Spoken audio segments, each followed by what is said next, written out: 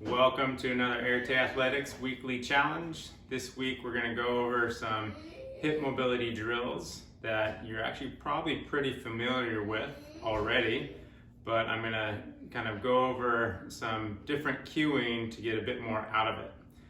And mainly we're going to be working on some hip internal rotation. I'll go over why that's important.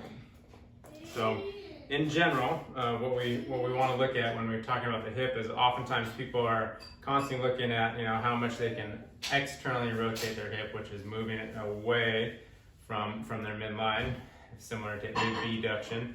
And then hip internal rotation is rotating that femur in towards your midline, similar to adduction, which would be coming across. And the importance of that hip internal rotation is it's your main kind of decelerator as you're dropping down into, say, a squat, a lunge.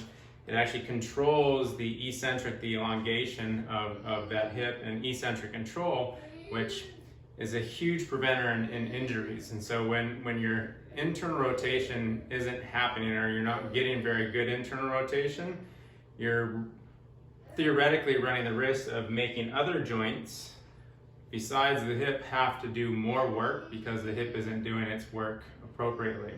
And so in our warm-ups, we often address a lot of hip external and internal rotation. But here we're just gonna break it down and focus on having a bit more end range of control of that internal rotation and some of that external rotation. So we'll be doing some more isometric work in those positions. So we're gonna start just in your 4-point position. And I'm gonna tuck my shirt in so you can see what my spine is doing here, because you'll see a lot of probably faults that you do in your own warm-up when we're going into your hip circles here. So in your 4-point position that we often do, you have to really first focus on not letting your spine move, because you can see when my spine moves, my pelvis moves. And so I'm just gonna use this yoga block as a reference, so you can really visually see what happens when I start to move my pelvis, because then my spine moves, the yoga block will then move, and you'll be able to see that. And so oftentimes we go into your hip circles. And so this is what I often see a lot of times when people are doing their hip circles. And you can see how much motion the spine is going through, which means the pelvis is going through, and then the yoga block falls off. Because we're not controlling the pelvis, which means it's a false sense of hip rotation as we're going through that. And so using, again, this yoga block, now I'm going to really knit those ribs down, hold my position tightly, and slowly go through. So now I'm flexing forward, rotating out, and then from here, this is where I want people to work on internal rotation. So what I'm doing is I'm not just sweeping the leg back. I'm taking that lower leg and lifting it up more towards the ceiling as I then slowly work back. And you can hear in my voice inflection how challenging that is.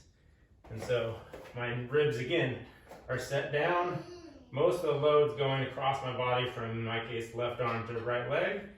Flex forward, come out, and then internally rotate as I then sweep all the way back. And this is a lot of work if you're doing it correctly. And so again, I'm working that end range control. So another way of looking at hip internal, external rotation, if I'm laying down here prone, I flex my leg, and this is hip internal rotation. My femur is internally rotating.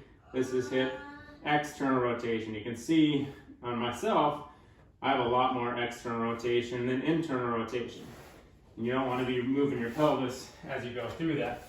In general, we do have a bit more external rotation than internal rotation, but we also need to show that we have that end range of control. So that's a great exercise to be slowing yourself down with, using a feedback loop, whether it's a yoga block,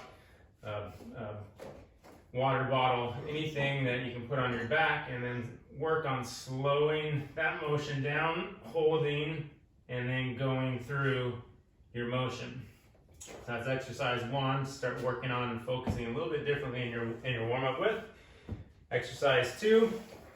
This is great for both both internal and external rotation. So you're in our 90-90 position.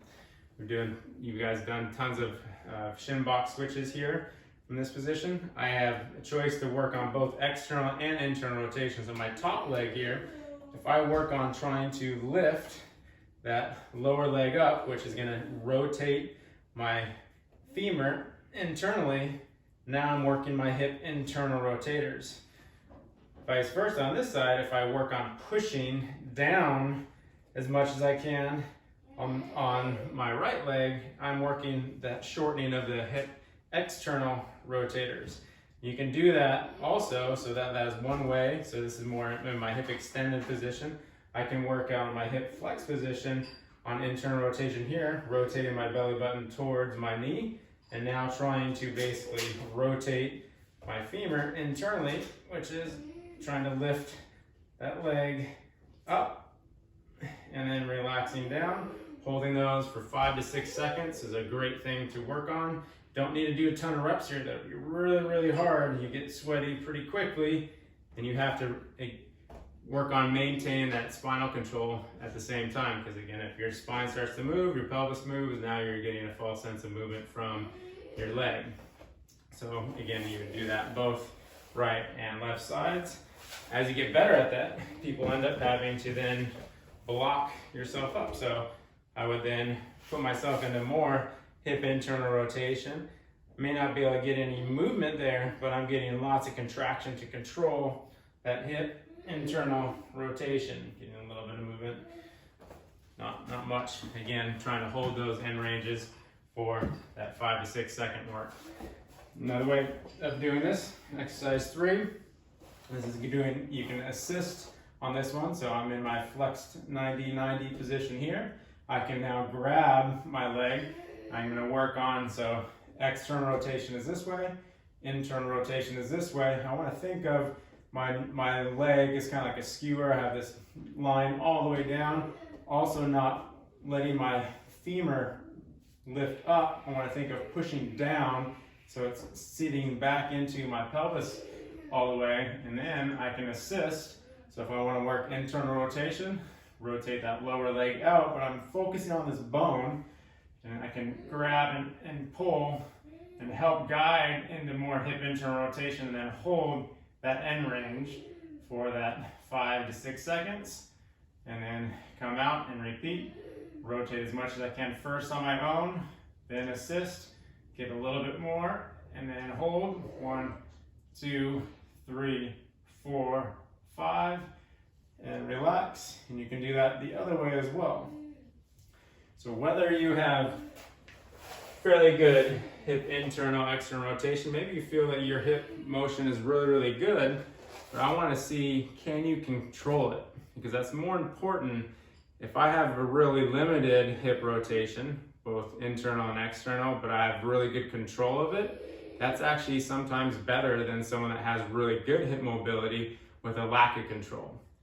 And so that's a good few exercises to assess and see how your hip internal rotation and external rotation is. And as you're going through your traditional warm-ups that involve a lot of these movements, get a little bit more out of it by controlling your spine, controlling your pelvis, and then really trying to get that end range control in hip internal and external rotation. So have fun with it this week, and tune in next week for another mobility challenge.